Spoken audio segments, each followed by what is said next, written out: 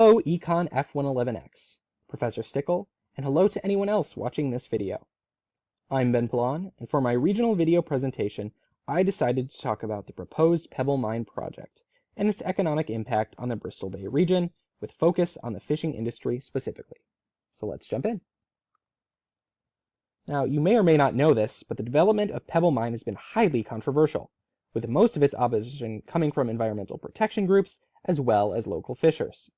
For some background on this conflict, the Pebble West deposit, as it would later be called, was discovered in 1987, but pursuit of a mine in the area didn't begin until 2001 when Northern Dynasty acquired the state lease to Pebble. Now, exploration of the area revealed the largest precious mineral deposit in North America, estimated to be worth up to $500 billion. However, this deposit is located in an extremely wet area about 15 miles off the coast of Lake Iliamna. There's the mine site right there. There is Lake Iliamna right there. And here is the Bristol Bay. Now, the proposed mine is an open pit mine with one tailings dam initially, and then as mining continues, another tailings dam would need to be built. And that's shown down here in figure B with the pit right there and one of the tailings dams right there. Now let's talk about the fishing industry in Bristol Bay. The fishing industry is the backbone of Bristol Bay's economy, according to the Bristol Bay Region by Molly Abrahamson. Goods production accounts for 59% of jobs in the region, most of which are fish canning jobs provided by the local canneries. Additionally, it has been certified sustainable by the Marine Stewardship Council, meaning it could potentially harvest salmon indefinitely. In 2012, the harvest was worth $165 million. Now, let's first address the potential economic benefits the mine would create. As aforementioned, estimates of Pebble Mine's mineral value are just under $500 billion, which is astronomical. The mine would also create 1,000 to 2,000 long-term positions, according to the Pebble Partnership's estimates. This is not including the short-term construction projects for mining infrastructure, like power plants and roads. Now, following a statewide trend, people have been leaving the Bristol Bay area due to a lack of economic opportunity, so the influx of jobs could help keep more people in the community. The increased presence of industry and road building would also almost certainly lower the cost of goods for locals, since shipping costs would be lowered by the new roads. Not to mention, mining adds a significant amount to the state's GDP, according to Statistica, much more than fishing.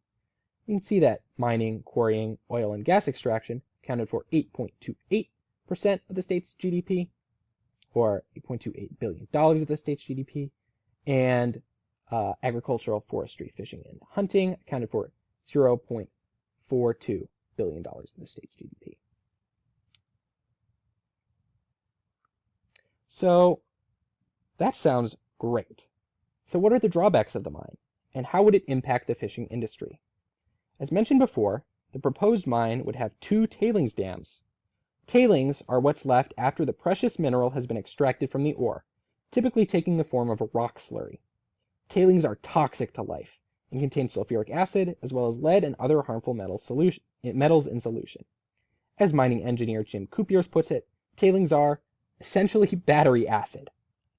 Tailings do not become less toxic with time either, requiring perpetual, indefinite monitoring to make sure they aren't leaking into the groundwater or other nearby bodies of water.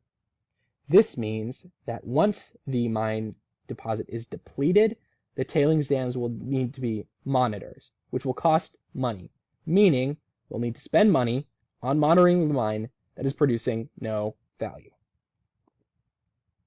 Now, in dry areas, this typically isn't a huge issue since tailings have little chance of toppling ecosystems in those climates. However, the Pebble Mine project has many nearby bodies of water that are fed by the groundwater directly under the mine. If tailings were to leak even a little bit into the groundwater, over time, the salmon in the area could be eradicated, killing the fishing industry in Bristol Bay and destroying the backbone of the local economy. Another issue with mining in wet environments is that water will need to be continually pumped out of the open pit, since it goes about a mile underground, well up below the groundwater level. This would dry up the shallow tributaries of nearby rivers where salmon spawn, destroying their habitats. One more issue with building the mine is that copper is not in low supply. The global supply of copper is plentiful, in the opinion of Professor Ron Cohen of the Colorado School of Mines. The final point I will make is that while salmon harvests are indefinitely sustainable, a mine like Pebble Mine would only last about 100 years. After the mine is fully mined, all of the opportunity created by the mine leaves with it, except for those who have to stay behind and monitor the tailings dams. So, where does that leave us? In 2023, the EPA invoked the Clean Water Bill to block a crucial permit for the mine, effectively shutting the project down.